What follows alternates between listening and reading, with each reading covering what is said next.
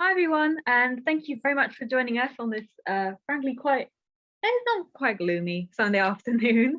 And really glad that you could join us for this, what promises to be a really exciting session all around curating Shibden past and present. So in this session, we're really honoured to be joined by Angela Clare and Ros Westwood to talk a little bit about what Shibden was like back in the 90s, what it's like now, what things have changed and what things have stayed the same. We have a few kind of behind the scenes secrets that will no doubt come up. And I think it's going to be a really exciting discussion. So just in terms of timekeeping for myself and also for your information.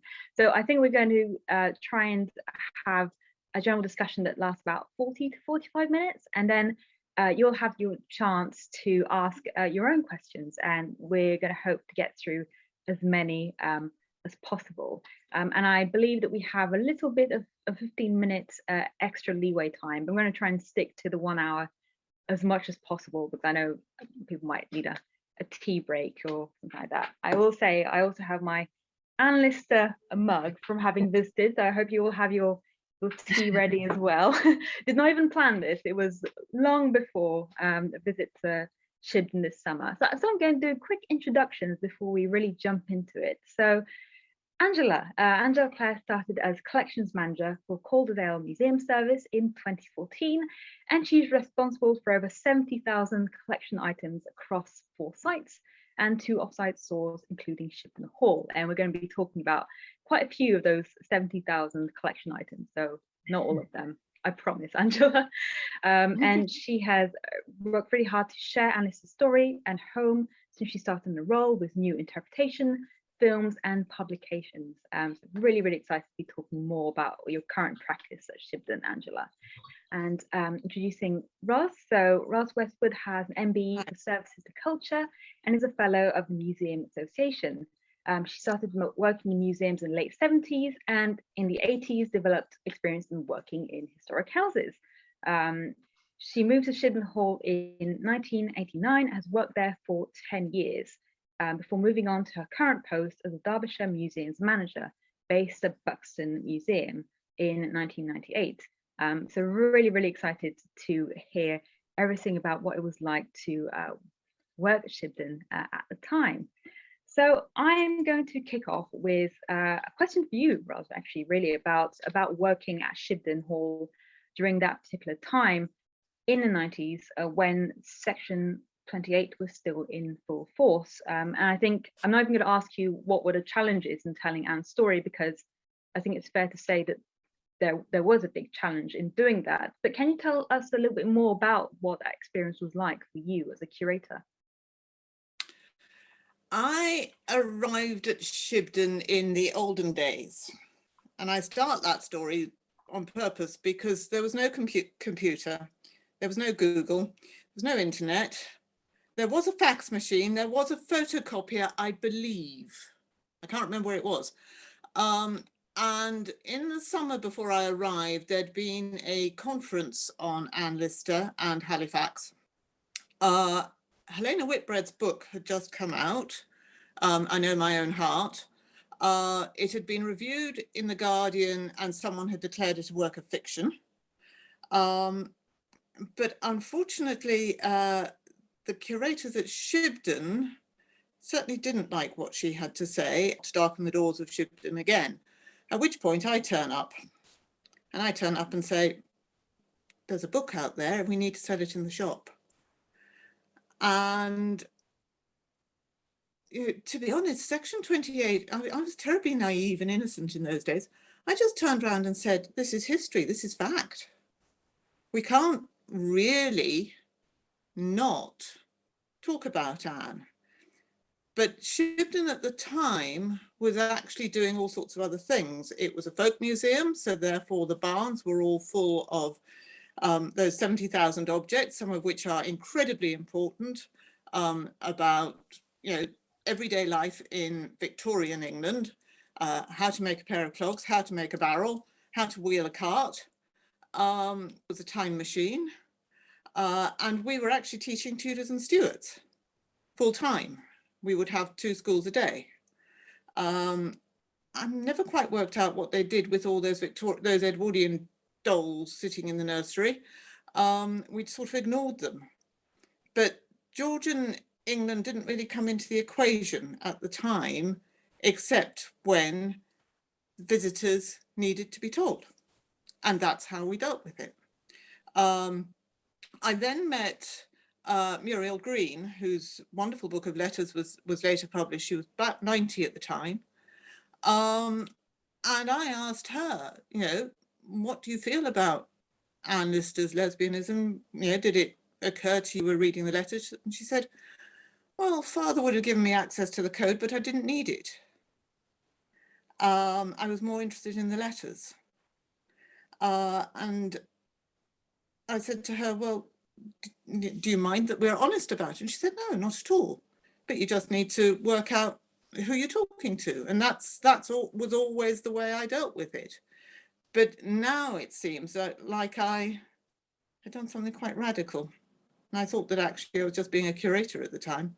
You know, this was facts. The diaries were sitting safely at long last in the archive. They had actually been at Shibden in the 60s, and you could actually borrow them, rather like lend them home and read them in bed.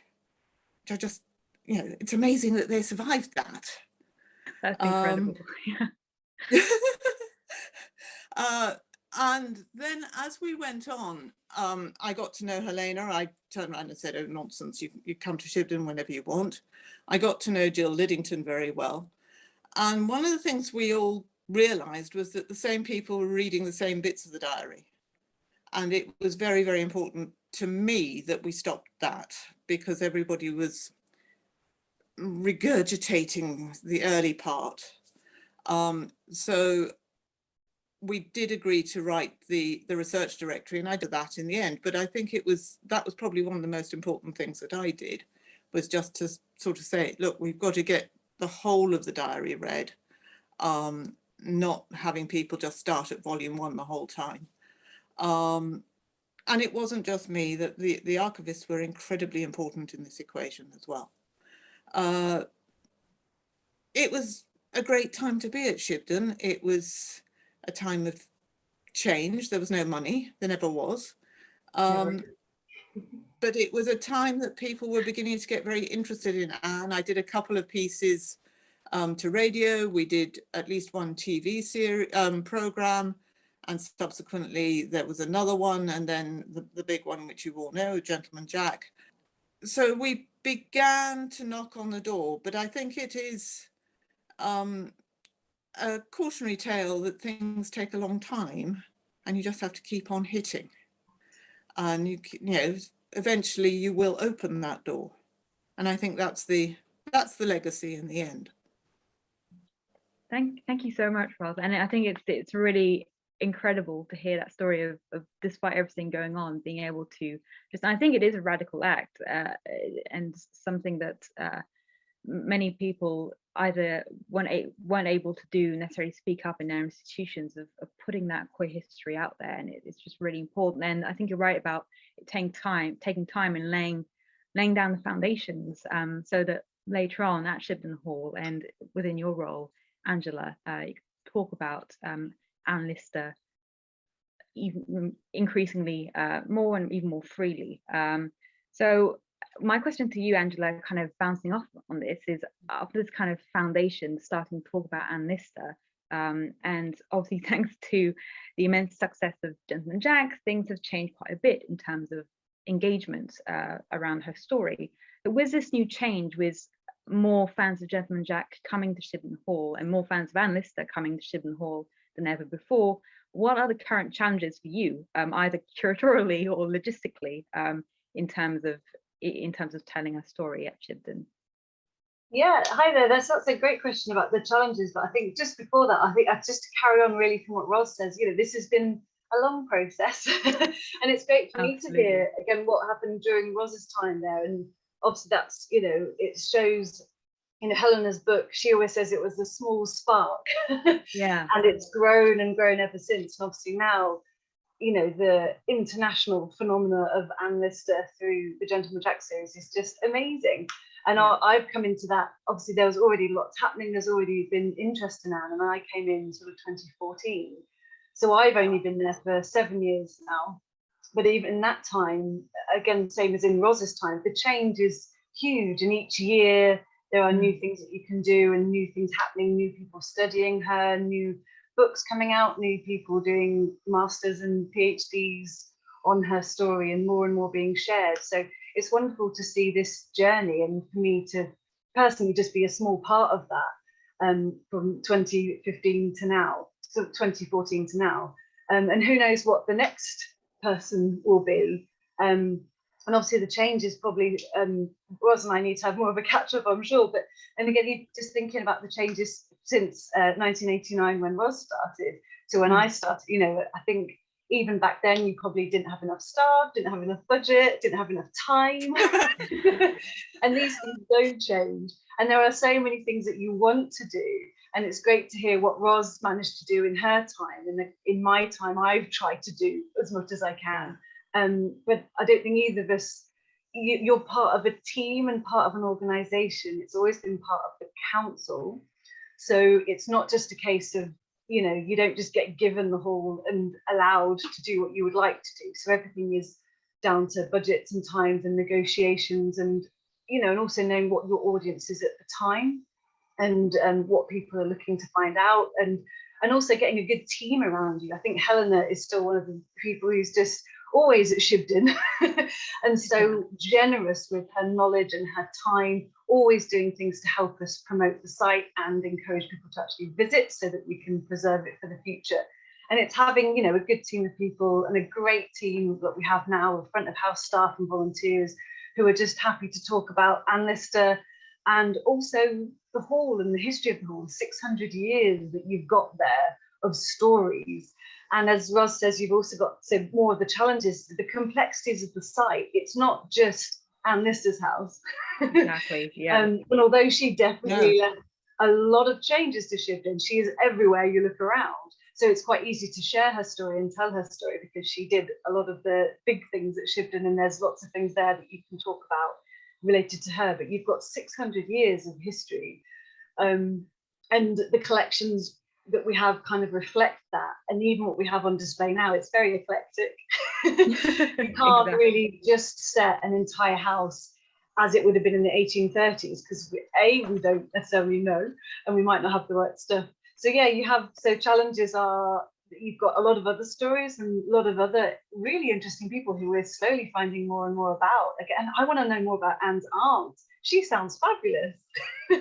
Living in France and traveling with Anne. And what did she think to Anne? And their father's kind of interesting. And, you know, he sounds kind of like he would have lots of stories. And some of these people we don't have portrait, you know, Jeremy Lister, we don't know what he looked like. Luckily, we've got Aunt Anne, Uncle James and Anne's portraits, but we don't have Anne Walker's. So there's all the gaps as well, and all the people that have lived there, even just in Anne's time. Again, there's so much research you could do and so much you could find out. I'm sure like Roz did, you had the time. Like, it would be so nice if I could just research Anne Lister full time. I would love to, but I'm not an oracle. That's why we rely on Helena and Jill Liddington and people to do that research. And now to have so many people throughout the world researching Anne and sharing what they find out is just amazing. But obviously it's only me still trying to kind of figure out how you do share those stories. You know, we're a small team, there's only a few of us, and obviously we've had it's been further challenges during the pandemic, not really being on site as much as we would like, and obviously not knowing what the future would hold. The filming was all postponed, so we did a lot online. But again, it comes down to just having the time and resources to do that. There's loads more that we can and hope to do, so the future is bright. But yeah, really, I need 30-40 years at Shibden, and unfortunately, again, just another challenge is it's not fully my job. It's not even really my job. We don't have a curator of Shibden Hall. We definitely don't have an Anne Lister curator, which would be an amazing job to have. So yeah, we juggle the sites that we have, the stores, and the responsibilities. And yeah, just to, it sounds like we're defect, but we're doing hopefully the best that we can. But to have so many people now knowing about Anne, it means that her legacy is kind of much more protected. It's not just down to a handful of us who know about her. She's kind of under the ownership of so many people. And I think for Shibden, when I started, every year you're waiting for the council to announce what budget you're going to get. Mm-hmm. And when people leave, you worry that the jobs aren't replaced. I'm currently on maternity leave, and we've had, so somebody stepped up, but they've not been replaced. So we are another person down again. You know, it's all, anyway, I shouldn't say too much because it's my job and I work for the council and they do support us. It's fantastic. And I think there's so many people in the council who are very supportive, but they have a lot of conflicting priorities, which is why the filming's been great, because we have had some input on that, which has all gone straight back into Shibden to do things like fixing the roof and the boiler and all those kind of things that get left. And I'm sure even when you were there, Ros, there was a long list of things that needed fixing and sorting, and never ending. Yeah, that's great. That actually corresponds. The building itself. Go for it. Sorry, go for it, Ros. The building itself is such a complex building. You're dealing with something which was started in 1420. And by the time I left, we were beginning to worry about the front gables beginning to pull away. I had the glorious job of rewiring it. And the council insisted on rewiring in pyro, which is what you usually use for fire alarm systems, which does not bend. And I sat there and said, I do not want to see a single wire in front of any single piece of paneling. I'm quite sure by now Angela has had it rewired at least twice. And certainly has sworn quite often about the person who did it, but I did take all the knitting out. I would admit that. My gosh, there was a lot of wire behind those panels. And you know, I was just there for Shibden, whereas Angela is having to do, as most local authority curators are now, look after 4 or 5 buildings and all the collections and things, almost, you know, almost single-handed, and it's really hard to try and do everything. Yeah, no, it's definitely a case, and I think it's good to be transparent about that as well, Angela. It's that whole case of lack of time, lack of money in terms of museums, and really working with what we can as a fellow museum professional.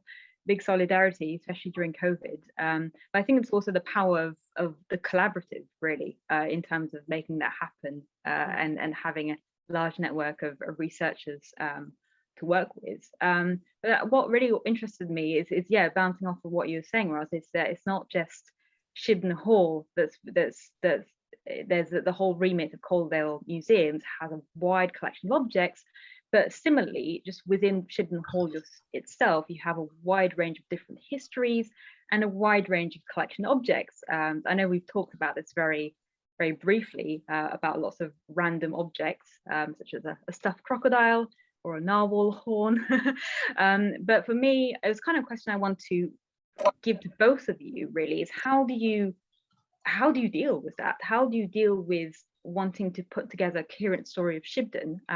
Rather than your end, in addition to talking about Anne, might be talking about Tudors and Stuarts, but also the Edwardian period. And Angela, on your end, it might be trying to get Anne Lister fans to engage with something things beyond Anne Lister's stories at Shibden. But how do you deal with the sheer range of random objects that have been collected by different owners of the house throughout the years? I'll let Russ start if you know the collections. This is memory lane, everybody. We love memory lane. Don't we all? You've got to remember that there was furniture there before the council got it. And in fact, when John Lister arrived, there was furniture which Anne Lister was familiar with. The housebody table, there's a wonderful court cupboard, there was... I've got a dog in the house, sorry. There's the wonderful court cupboard.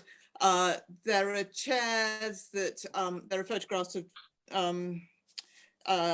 the John Lister sitting on, which must have been in the house when Anne was there. We've got the waterhouse. So we know some of the furniture she was familiar with. We have to remember we are looking at a house that Anne probably didn't know terribly well, because this is the extended house after the architect has had great fun making her the home that she wanted, and she never really had time to live in. We have the inventories, which include, by my memory, a turkey carpet with a hole in it. I love the fact you have to inventory a turkey carpet with a hole in it. But then the council acquires the house in the 20s, like a lot of museums come into council ownership at that time. And people, and then it depends on how good the curators are at remembering provenance. And I think one of the problems that Angela is worrying about half the time is that there's a lot of stuff at Shibden that we don't know where it came from. There's an awful lot that we do know where it came from, but it certainly isn't Halifax. And the fact that the site was ideal for there to be a folk museum on it. So you land up with this huge amount of stuff being collected by people who think that the Victorian era is going to be forgotten, and failing to remember that the Victorian era was made in cast iron and is it. And they just didn't throw things away. I remember almost my first day at arriving there, and there were 3 house clearances sitting in one of the rooms. And there were packets of Omo soap powder. I'm sitting there thinking, why? There was endless cutlery. Why? And I wasn't allowed to throw anything away. So in order to tell the story, you have to then sit there and think, okay, how do we strip out and make rooms which make sense? And certainly the core rooms that you see, yes, some of it is a bit 19th century, rather later than Anne. The kitchen has got things which are slightly odder, servants would have known.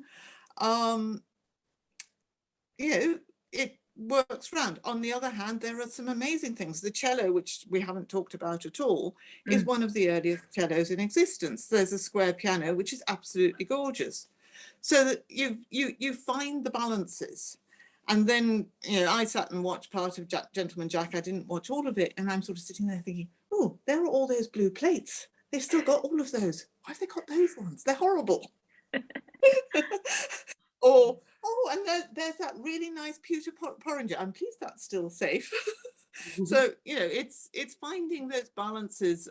And that's the challenge that each new curator has, and themselves to perhaps rearrange things to make the house still have that freshness, which I think is one of the joys of the house, is that you do feel that somebody has just left the study, having put the books back on the shelves, thank goodness, or has just walked out of the dining room.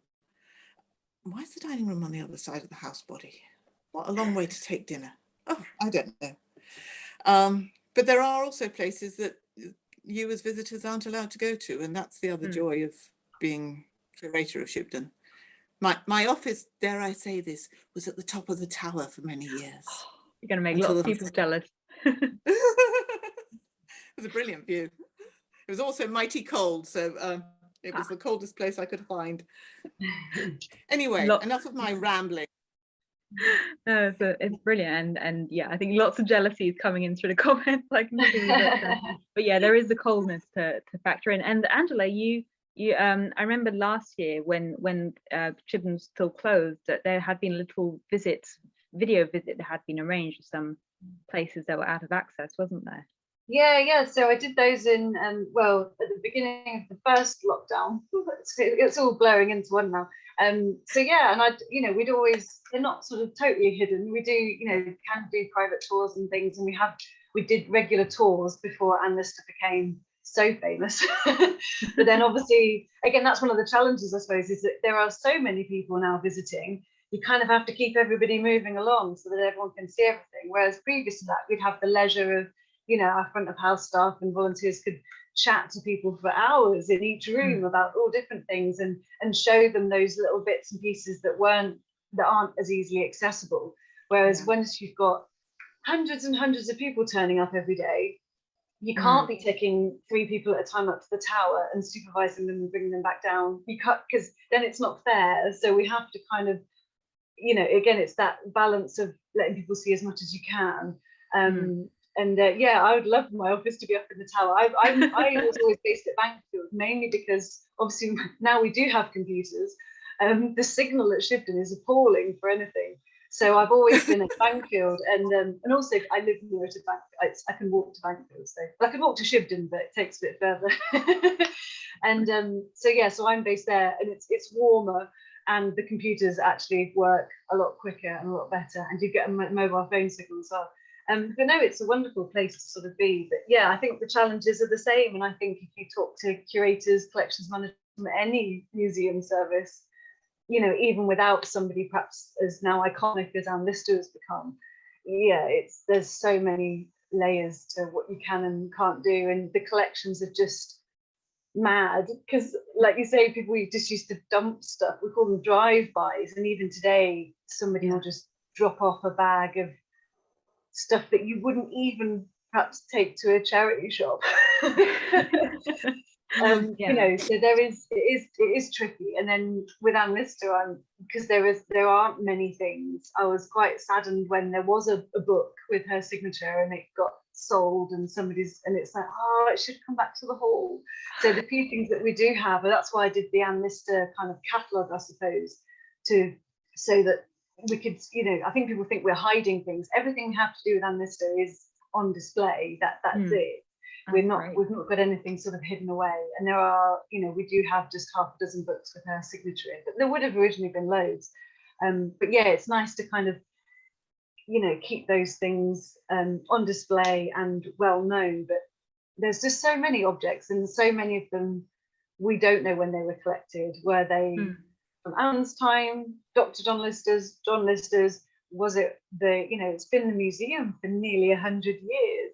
Yeah. So there's a huge amount of other collections that have turned up. And so, I mean, any curator collections person, you know, provenance is, it's the bane of our life. Provenance is a nightmare. Prove it. Unless, you know, that's why if any artists or writers out there, please sign and date everything. Please There's do. nothing worse than, you know, we've got beautiful paintings and things, and there's no clue often as to who they were or when they were done.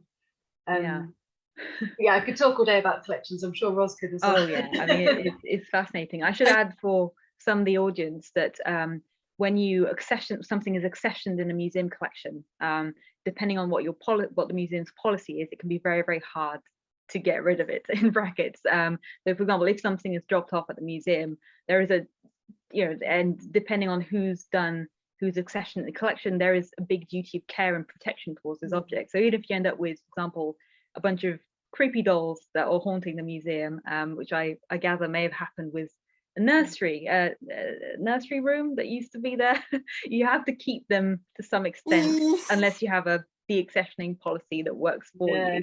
And you can see, I think that, you know, people study the history of curators, and each site, again with Shibden, when you look back at the collections that we have and when they were acquired, you can see how many curators they used to have for a start, but also their specialisms and who liked what, and who was friends with this local artist who donated lots of paintings, whilst other local artists, they obviously didn't get on, so they didn't ever give us any of their paintings. So, you know, there's lots of layers to it as well. Absolutely. And obviously, you know, you have to be aware of your own bias. You know, I like pretty things. So I like, you know, jewelry, I like artworks, I like, you know, I really like photography, and I love books. So obviously in my time, those are the things that I'm most excited about. But then, yeah, you can see who's done what where. And I think I've also known Bankfield's collections are just so revealing about the trends in collecting from 1887, when Bankfield became a museum, to today. you know, we've got like a huge toy collection, which is just amazing. But then, Wow. Yeah. you know, what's that got to do with Halifax? Surely you'd only collect toys made in Halifax. And we've got, you know, we've got a huge ethnographic collection. We've got loads about sort of the history of textiles and weaving and fabric, which is amazing. But I don't really know anything about it, and we don't have the specialism now. So a lot of the collections, unfortunately, are kind of there. And obviously Bankfield's most known for its costume collection. Luckily, we do have a costume curator at the moment, so we can showcase that. But, you know, who knows what the specialisms of the curators will be in another 10 or 20 years' time. Yeah, exactly. And it may not be Anne Lister. So we shall see. But if I can come in here, I think the thing is with these collections in Halifax, certainly at Shibden, alongside the importance of Anne, you've got the importance of the oak furniture, which is extraordinarily important because of the Tudor and Stuart period. And in terms of the North Country furniture, those pieces are iconic, really, really important. Talking about the housebody table was always one of my joys, because it's just amazing that it was made, how it was made, the, you know, the growing of the oak, the harvesting of it, and all of those sort of trades and things which need to come together to build a piece of furniture. And we see that the technology in building those sort of pieces of furniture in all the beds and so on and so forth. So you've got these a collection like what you've got Ling Ross work on early textile machines, which is still absolutely essential for anybody who's interested in ethnographic textiles.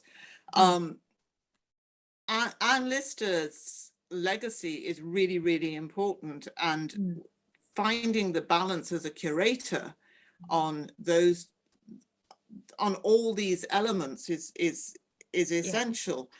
But in a way, I think it's also important because it helps us ground Anne as a person, that she is there in a time when Halifax is a booming textile town. You know, the woolen industry, the worsted industry for Huddersfield, at a time when you needed these tradespeople to make these tools, that everybody did wear clogs. And actually it's quite interesting looking at a knife that makes clogs and understanding the skills and realizing that these were people who were making a living, making a trade alongside this middle-class woman of some money who was able to run coal mines, stand up for her own, you know, in her own merit amongst the gentlemen of Halifax. And it gives her 3 dimensions, or it helps give her 3 dimensions on the wall. Yeah, which is what I loved about it. Yeah, and it, you know, kind of, it's nice to know where she put her bottom. Yeah, exactly. It's a very, very important questions. And for me, that's kind of related to the idea of the folk museum still being there. What really struck me when I visited Shibden Hall finally for the first time a few months ago was the folk museum being there, and that contrast between obviously Anne Lister's life as an upper class woman, and the way the folk museum operated at a time, and how it's being shown today. And I was wondering, Angela and Roz, if there had been perspectives on showing maybe more critical perspectives that Gentleman Jack has also shown us around Anne Lister as a landowner, and obviously as someone who had political views that we wouldn't necessarily agree with today. Are there also social and political perspectives around working class people in Halifax that we can bring into the picture? Certainly. I mean, if you think about the 1840 report on coal mines, Halifax is the only town that's mentioned, because the getting of coal out of the coal mines in Halifax was horrendous. And you suddenly think, hang on, this is Anne Lister asking these men to go, and women and children, to go down and work seams which were so narrow it was unbelievable, for coal which was hardly worth selling. Yeah. So put her in her place in time. You know, this is not just the glorious regency and lots of money and lots of wealth. It's a time of some extreme poverty, of the industrialization of the development of the canals, and she's investing in canals.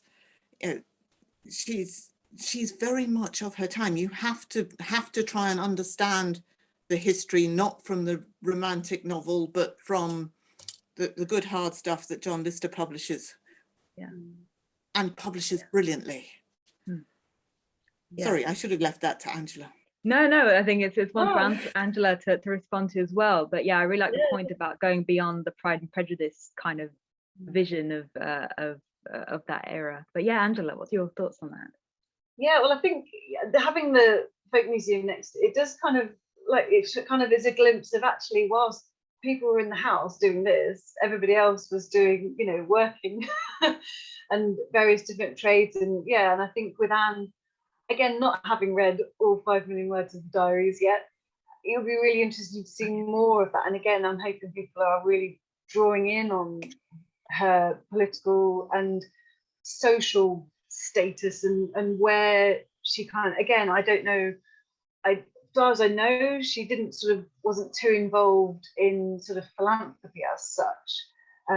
But again, obviously their politics, that has been sort of shared a little bit. But yeah, it would be very interesting to see what she really thought about other classes and the workers. And again, I can't wait to see those comments, like with the coal mines. You know, we're hearing perhaps, you know, from Jill's work, you know, what she's talking about in the diary, she's recording what's happening, but how did she feel about that? And like you said, was she concerned that there were little kids going down? And, you know, it'll be, Roz is shaking her head. So yeah, I think she didn't even know. No, and again, well, that's the other thing about sort of living in that lovely bubble of the dip that Shibden Hall is in. You only have to go out of it when you want to, and you then perhaps only see what you expect to see. You know, she wasn't walking around the streets of Halifax seeing exactly how everybody lived. She would go specifically to where she needed to go. So yeah, I think it's not necessarily turning a blind eye, but not being perhaps aware. But yeah, as more and more is transcribed and shared, then hopefully we'll find out more of what she thinks about other people. And again, I think with women's place, that's always fascinated me, because she talks about her own frustrations and what she would like to do, but did she really have empathy for other women? And I don't think she necessarily helped any other women be educated, or, you know, or even sort of poorer women. I think there was a mention of Anne Walker making blankets for poor women, and I think Mariana donated money to a women's fund and things. I think, you know, there's snippets like that, but yeah, it'll be interesting to see what more comes out about Anne and what she thought about society in general. And yeah, there's so much more to discover, but I don't, Jill's the one who's touched on the coal mining and sort of the political stance and what she was getting up to. There's so much more to discover and really know. And then how do you exactly share that at Shibden on a 100-word information panel? Well, yeah, exactly. There's so much you could talk about. I think that's what's so amazing about Anne, looking at her diaries as a historical source. You could literally come from any subject and find something in there that's useful for what was people were thinking and doing and learning about in the 1830s, from all walks of life, and, you know, science, education, women's place, coal mining, you know, you name it, there is information in there that people would find interesting. Yeah. No, absolutely. So and that I come back to it for Buxton. I know there was a question earlier in the chat about, you know, do we talk about Anne in Buxton, and she is mentioned at the Crescent Heritage Trust now. But I love her descriptions of just touring around with Marianne. She comes to Buxton and she stays and she takes water and she goes to Ashbourne. she doesn't go to Chatsworth, but she does go to one of the most amazing caves, which is no longer open, and she describes the visit. And of course, she's scientifically minded, so she's interested, and she talks to the manager of the cave, and she finds out about how they understood the crystals to have formed and so on. So I find that you can go into Anne at all sorts of levels. I think there's some really important work to be done on women's health from Anne's diary. She talks very honestly about her menstruation. She talks about going to the loo. She talks about her diet. And I think there's a whole pile of, things that we could look at in that. But that's just one of my own interests. So you can go into this diary and find areas of research, and I think that's one of the reasons I wouldn't just keep on going over the same bit in the coded section, because actually there's so much more. I mean, I love her description of almost running down to Halifax after the news of the Peterloo massacre just to get the right end of the story. And she keeps going down every time she hears there's a horseman arrived from Manchester. She goes to get the news. Fascinating. No. And it's the same as one of us just using a phone the whole time. Yeah, she's been quite busy on WhatsApp, wouldn't she? Kind of. What's happening? She's been in loads of different groups and chatting about everything. Yeah, it'd be fascinating. I think that's where for me, the big project is the Transcription Project, and once that is shared, I don't know how it's going to be shared, and I don't know how it's going to be searchable, but to be able to, like, again, any scholar, say Peterloo, can type that word in and find out what she knew about it. And again, I think the resource that's going to be coming from the diaries, and when they're searchable, is just going to be phenomenal. To, because I'm pretty, and like Ross said, there's so many, you could come up with dozens and dozens of PhDs worth of study just on various different topics of what she talks about. And that's going to be really, and I think for Shibden Hall, again, hopefully it will happen whilst I'm still there, to be able to search for the word Shibden and bedroom and hall and painting. I'd love to know definitively, I've got certain quotes about some of the paintings so we know that she commissioned them, and we know the ones that she got reframed. And like Ross said about the furniture, we know that some of it was there then, but again, we could search, table, and find out those comments and make sense of it, I suppose. And back to displaying the hall, if we could really search for everything to do with the hall, we might be able to, for a time, perhaps make it Anne Lister's house, because we would have that information. I know Anne Choma's very kindly shared lots of quotes that she's come across just in the few years that she's transcribed fully for the TV series. She sent us all the stuff to do with her bedroom, and because we've changed that. At the moment, the bedroom replicates the film set, which is a whole weird interpretation. But we have got some information now from Anne Choma about comments about it, and Helena has shared a few things. So but there's so much more to come out. So I can't wait for when we get to word search the diaries in full. Will be amazing.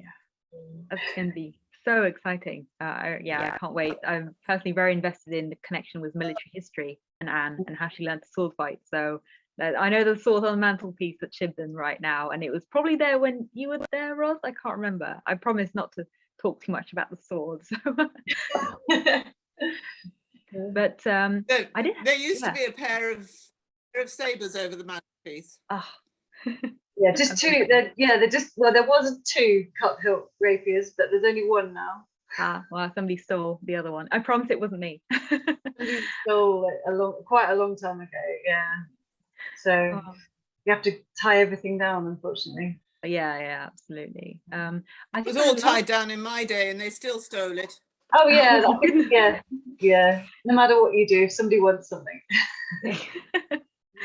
I think I had a last question for you, Angela, and it kind of relates to that idea of Anne's bedroom. Before we maybe move on to some questions, because I think there's lots of questions that have been coming in from the chat, which is really exciting, about how do you manage that kind of expectation of what's being seen in Gentleman Jack versus, when people turn up and probably just the rooms appear a bit different and lots of different things like that. And I really like the touch of the hat on the bed as well, and I was wondering the top hat. Yeah, that's wondering what the almost story was behind that. the hat and cane are a bit contentious in a way, because unfortunately that was one of the ideas we had, just because obviously between filming, some of the film set props, big bits, were left, and so it still looked a bit like the film set. So we kind of ran with that, and again we changed the interpretation to say this is set for filming of Gentleman Jack.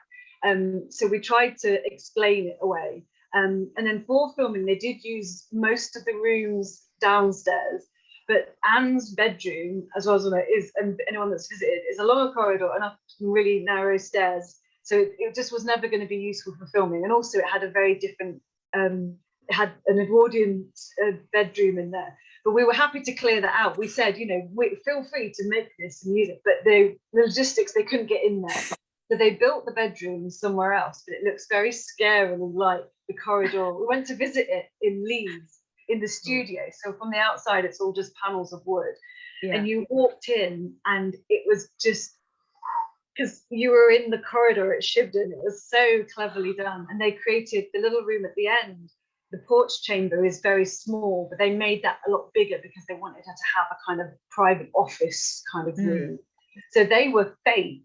But obviously people don't know which bits are fake and which bits are real. And then obviously we didn't, you know, our job is to look after the furniture. So we didn't want them, you know, scraping chairs back and forth and sitting on sort of 300 years old bits of furniture and potentially breaking them and scratching them and everything else. So a lot of the set dressing, except for the big bits of furniture, was set dressing. But still, interestingly, their props, most of them were original, and I was kind of looking at lots of their props thinking I'd love that for the collection. It's just like, you want to keep that? Yeah, so and basically they've just been around Europe to sales and purchased lots of original furniture from the period, whereas in Shibden as well, so some of it isn't particularly from that period.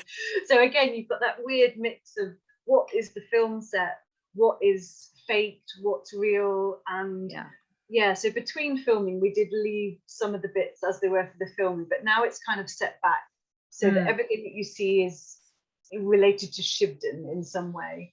And like I say, the few Anne Lister things that we have, we just use a case up in the corridor upstairs that used to be a bookcase to showcase those. But yeah, it's weird. And then yes, in the bedroom, because we cleared it out thinking that they were going to use it to film. We purchased a reproduction of a bed which looked like the one that they used in the TV series.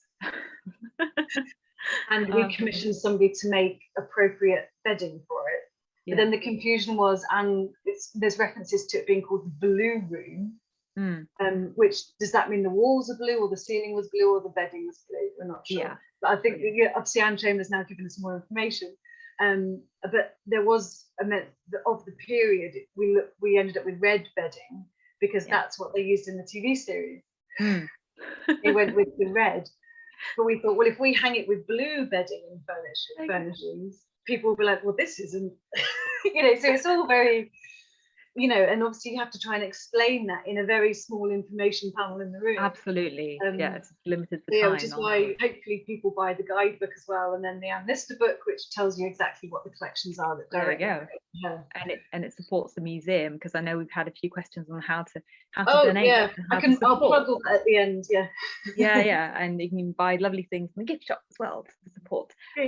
Just promoting, free promo. I think I'm going to switch on to questions from the audience because there's some amazing ones coming in. But actually the point about furniture is transitioning very nicely into a question which I could not skip over as somebody manages collections like both of you. Woodworm, horror story, but museum manager edition. You know, in terms of like, maybe kind of expand a little bit in terms of conservation, what have the main issues been on your end in terms of just preserving these incredibly old pieces of furniture and artifacts? Well, it's hard work. And woodworm is just so tragic because it just destroys things. But again, obviously your job is to keep an eye on everything, and our front of house staff are often the first to spot the telltale bits of piles of dust underneath things. But it happens because, again, at Shibden, ideally, you wouldn't let anybody in. If you were going to preserve it, you keep the doors shut and all the air out, and so you could keep it clean. You could keep out all the bugs and all the moths and all the insects. But we want visitors to come in, so you have to have the doors opening and closing, and you have to air it out. So yeah, so again, it's the main thing you do is just keep an eye on everything. Keep it very, very clean, so that, you know, if there is signs of moths or woodworm or any kind of bugs, you spot it early enough. And obviously you don't want anything to get too damp. We recently had new boiler put in and heating, so again, it's a constant kind of monitoring and trying to keep on top of it. And that's where filming's really hard, because they have all the doors open the whole time. Oh yeah. And you're there like, no. So yeah, it's tough, because there's always that, you know, if to preserve a house fully for the future, you'd just shut the doors, you'd seal it off. And the same with collections like Anne's portrait. To preserve it for another 200 years, the best thing to do would be to take it down, carefully package it up and hide it away somewhere very secure. But the whole point is you need to share it. So there's always going to be a compromise, and the only thing you can do is really monitor. But again, Shibden Hall, you can't really maintain perfect temperatures, you can't maintain perfect humidity levels, you can't keep the bugs out. The Anne Lister portrait, just anecdotally, it was just after I'd started, it'd just come back from the conservator because a swallow had got into the house body, and he pooed on Anne Lister. So, and things like that. So yeah, so happens. And so again, so she went and got cleaned and conserved after that incident, which luckily was covered by insurance. That's why she looked a lot cleaner than the portraits of her uncle and aunt, because she had more recent conservation. But to conserve a painting, you're looking at thousands of pounds. So, you know, it would be really nice to get her aunt and uncle done as well. They're definitely due for a clean. And looking at thousands of pounds each, really. It's all about priorities, isn't it? Yeah. Right. But the point is that people, I think something just said about copies. You've got to have the originals. The whole point is, you know, because it's the original house and the original furniture. You can't hang a repro painting on the wall and hide away. I mean, and also, you know, a decent oil painting, well looked after, should last. It will outlive all of us. So yeah. Absolutely.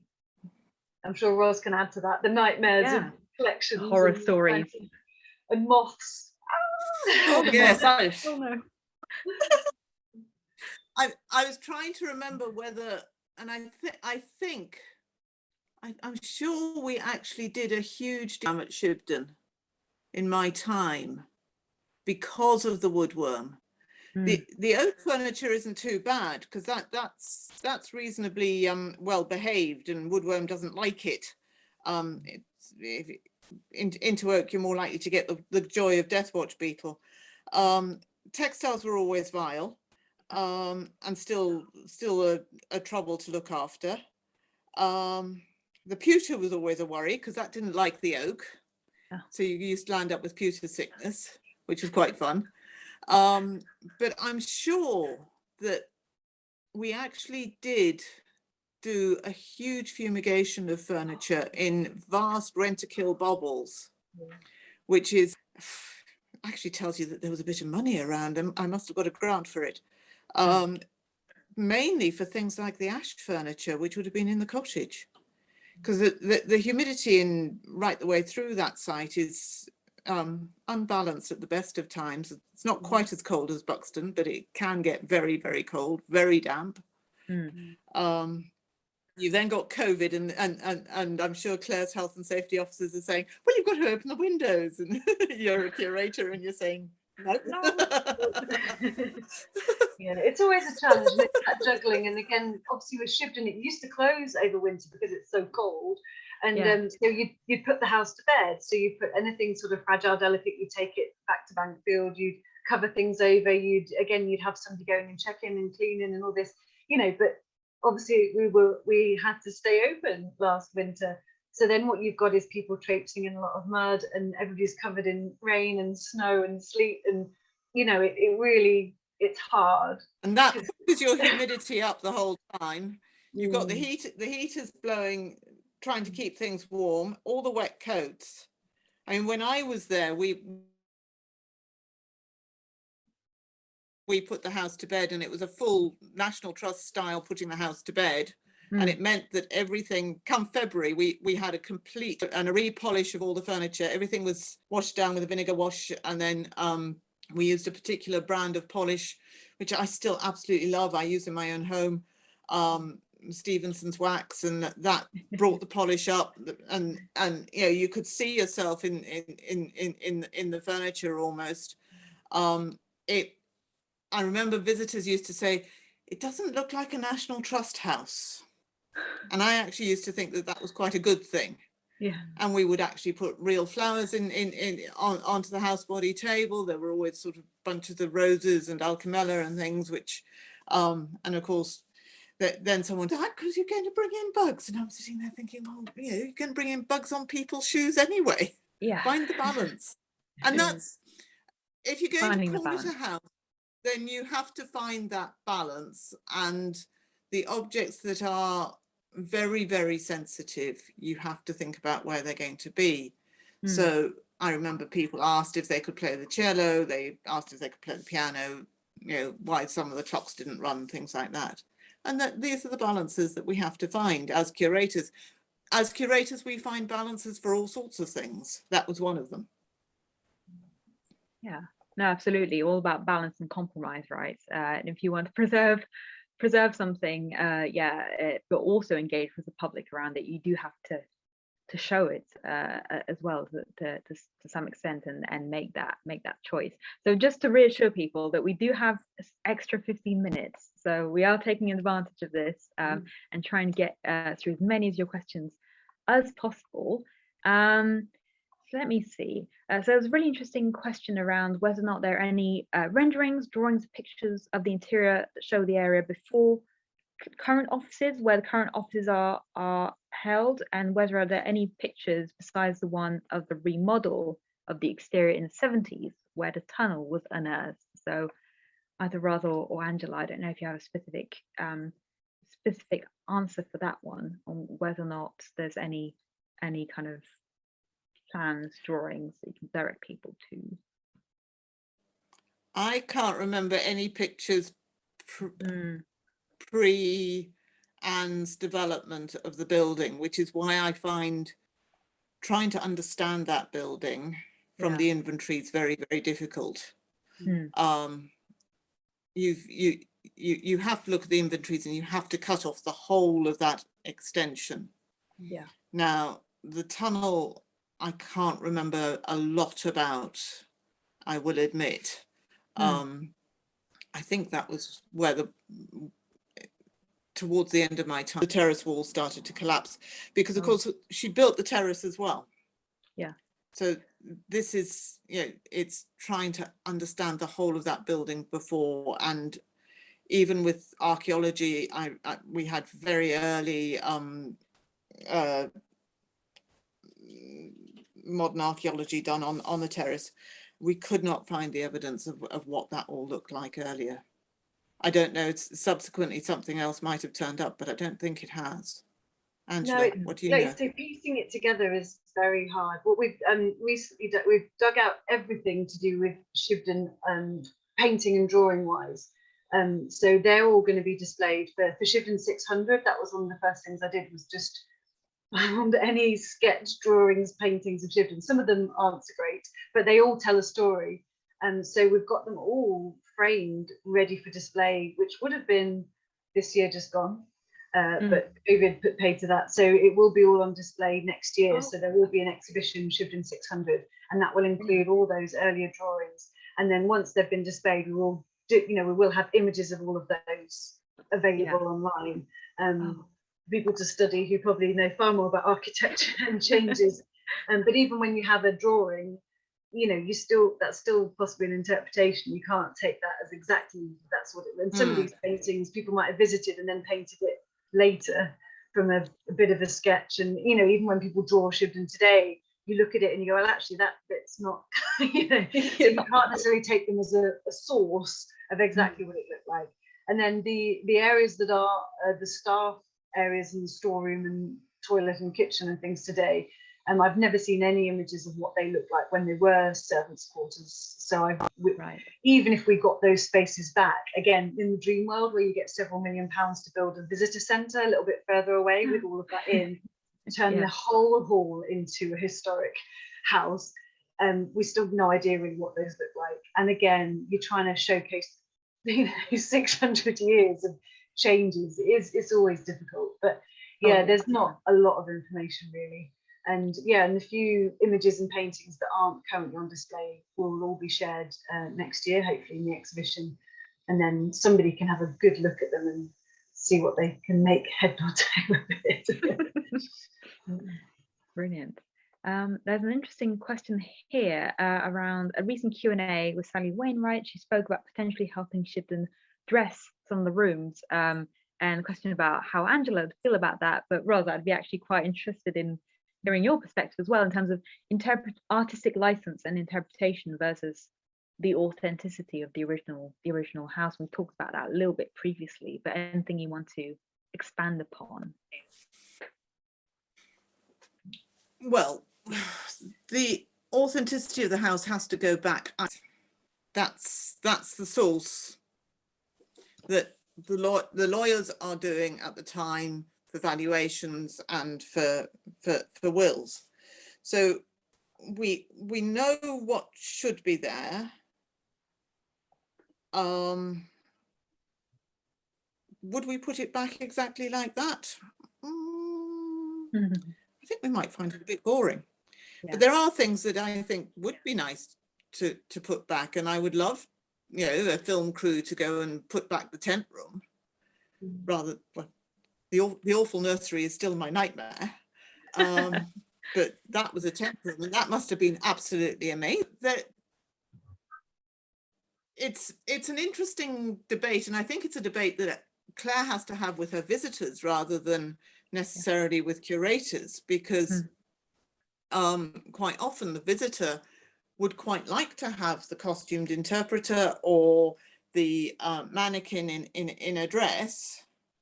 Sorry, I don't like those. They give me the scary willies. Oh, horrid. I got my dreams. The costume interpreter, if they're good, is great. But that gives you a whole range of other issues that you have to deal with. And where is your priority? Is the priority now purely Anne Lister, or is it's 600 years of history? Is it that Tudor period of the Waterhouse family, which is really, really important, makes sense of a lot of other things in the house? Or is it the accumulation of those, in which case that area, which is currently the staff area, when I was there was still a bathroom in it because it had been the caretaker's flat. So it's had a number of histories, so it would have looked like a 1950s flat with probably a full. I don't think Claire's going to put Angela's going to put that back in.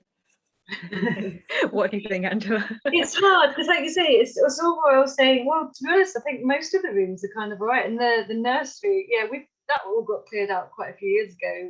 It's basically the large cabinet is in there and one of the pianos, but other than that, we've just got some really nice paintings in there and some bits of furniture. But it was a nursery because obviously school groups are one of the main incomes for Shibden. And that was one of the few spaces in Shibden where you could actually fit more than 5 children. So it was always a space that they used. So it became a nursery because that's what they were playing with the toys. So you have to think about the functionality of some of the rooms. The tented room would be amazing, but from what I've seen of the few references to it, you're just going to be making it up. And you could, again, if the film company wanted to come and dress 1 or 2 of the rooms, but then you'd be dressing it as a film set. So how long does that last? Because in 5 years' time, and if somebody else wants to come and film, they're not going to want to use a film set. So where do we then put all that furniture? And like we said about acquiring collections, we've got quite a lot of collections already with nowhere to put them. And so, you're then acquiring more furniture, which doesn't have any provenance for Shibden other than we like the look of it. I think Bonty Parsonage did it quite well after Talk Invisible. They had one of the rooms dressed as the film set, Branwell's bedroom, and that went down a treat. But Talk Invisible was now 5 years ago. And that room now looks quite tired and is a bit odd because yeah, it's somebody's idea of what his room might have looked like for a TV film. And so so I think at the moment we could dress it all as Gentleman Jack makes it look, but that, you know, and Anna Pritchard, the set design, is amazing and it all looks fantastic, but is that really what it would? There's so many questions, and so it's so hard to do. You know, you could do all kinds of stuff, but you've got to think of the longevity of it as well. And the tented room is very specifically Anne Lister, and we could make something up and do it, but I don't know. I've made mainly with the rooms, what we've worked our way through is just cleaning them, decorating them, those that needed doing it, neutralizing it a little bit, but then using the collections of pieces of nice furniture, the wonderful historic pianos, the wonderful grandfather clocks that we have, and paintings from our art collection to make them just look lovely. And back to the National Trust, that's kind of what they do, is they inherit a house which is mainly empty, and then they go to their warehouses full of furniture, they pick a period, and then they dress the room and make it look nice. Exactly. That's kind of what we can do. I think, Angela, to be perfectly honest, a fireman would tell you not to do a tent room, so you're all right. Oh yeah, so that as well. I don't think I'd get past the risk assessment stage of doing it. No, we are thinking, you know, it was nice to do.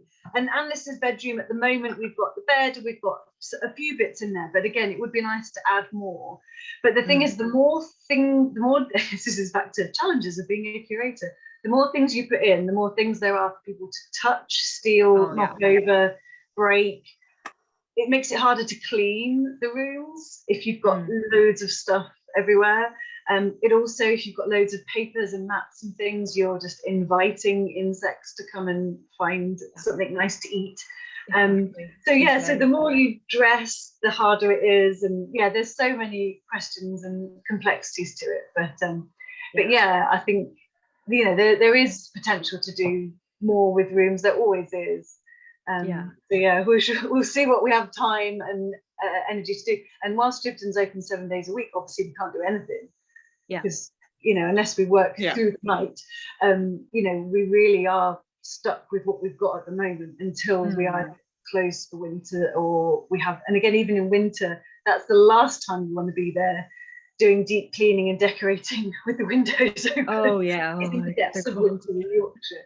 So there are issues with trying to do anything really, but I think we've done it pretty well. I think how it looks at the moment, it's kind of, you know, there's essence of Anne in there, and we highlight what she changed and what she did and the few collections we have to do with her. But really, like Ross says, you know, you're looking at some wonderful pieces of furniture and we don't necessarily know the provenance of them, but they're there.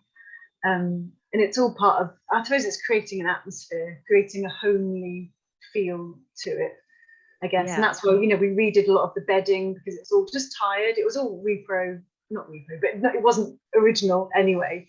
So, you know, we've just hopefully made it homely. But like, the blue plates and everything, they were there, and because they've been there like that for so long, they're almost part of the character of that room. I think we'd have uproar if we tried to get rid of them. And it was funny because we thought they were going to cover the front of all the glass or redo them, and we said, oh, do you want this to empty those cases so that you, and then, oh no, we quite like it. Okay. And there it is, a TV series. So I mean, there's just so much to deal with there, and I think it answers a few other questions that have come up as well about whether or not you'd allow the film crew to light fires. I assume not, and also danger of vandalism. They use a liquid flame, so they have done that. But again, to do that, we had to get the chimneys cleared and approved, and you have to do risk assessment. And you have to have somebody stood there with a fire extinguisher. Oh god. They did that. That happened first for To Walk Invisible. They really wanted Branwell to be able to burn his poems and throw them into the fireplace. But it's just it's a liquid form. So it burns, it doesn't catch or send out sparks or anything. So that's so interesting. So we're heading towards, unfortunately, the end of the session already. I can't believe it. So I thought I'd end on a little bit of an open-ended one, is about Anne Lister birthday week next year, and whether or not people will be able to visit, and whether, Ross, you will be there as well to celebrate. Celebrate is in April, I believe. Yeah, it'll be lovely to see you all there. But is that correct, Angela? Yeah, so a lot of the events now, again, that's where the change is, that a lot of it's now out of our hands, and we kind of just react to it. And obviously, Yeah. with Shibden, we'd love to have an event for 10,000 people, but you can still only get 50 people in at any one time. And we have a maximum Everybody capacity. outside. And obviously, the rooms, as anyone that's visited knows, a lot of them are in and out the same way. So yeah, we have to limit numbers in a way. But no, it's fantastic how many things are happening. And also because we are a small team and we end up doing the events kind of ourselves, it is really nice that other people are sort of taking that on and hopefully working with us to try and facilitate them. But yes, there's a lot planned for next year, and we're doing Shibden's 600 year anniversary, which was 2020 to 2021. So it's now in 2022 because of COVID. So we'll all be having a lot of things, especially to do with Shibden's history, on display. And we've got all the costumes again from Gentleman Jack. So we had Series 1 costumes displayed in 2019, and we've got Series 1 and 2 costumes which will go on display as soon as Series 2 has finished airing, which we don't know when that is yet. So at some point next year there'll be Series 1 and 2 costumes, mainly at Bankfield, but probably some at Shibden as well. So really just look at our website, sign up to the Calderdale Museum's newsletter, follow Shibden Hall on Twitter and Facebook, go to the museum shop, that's how you can support us. And yeah, so, and then obviously final quick plug, and then I'll hand over to Ross. So that's the beginner's guide to Anne Lister. This is about the collections that we have and a few things that we that are definitely attributed to Anne at the hall. And then obviously there's a Shibden Hall guidebook. So we redid this in 2019. And obviously there's still, as there was in 2010, the one before, there was quite a focus on Anne. And somebody mentioned filming earlier, and there's a whole double page spread about things that are amazing. So those 2 books, all of that goes directly, if you buy them from our shop, they go directly towards supporting Shibden, which is what we need. And again, it's, you know, this interest in Anne is amazing. But really it's, you know, her home that hopefully we can preserve as well. So the best thing to do is visit, and you know, buy a ticket, come and visit, and buy from our shop. You can also donate on the shop as well if you want to. And all of that, everything that we earn and do goes back into Shibden and the museum service. So support us if you can. Amazing. Roz, will we see you there? If I get an invitation, I will be there. I think we have to now. Yeah, I'm definitely looking forward to coming back. And thank you so much to the both. I think I've got 60 seconds, but thank you so much to the both of you. It's been such an amazing discussion. And many thanks everybody who asked questions, interacted in the comments. I think it's really provided such a brilliant insight on Shibden, past and present. And yeah, do get a ticket or donate if you can't visit. Obviously museums need all the support they can get in terms of continuing to tell Anne's story. But yeah, thank you very much, and maybe see you in one of the next few sessions. Hopefully see you in Anne Lister's birthday 2022. We'll have a big gathering. Yeah, although there's not a lot of room at Shibden, so we'll have to hope for a dry day. Or meet at Bankfield. We should do a big conference, shouldn't we? Yes, brilliant. Thank you. Thanks very much, everyone.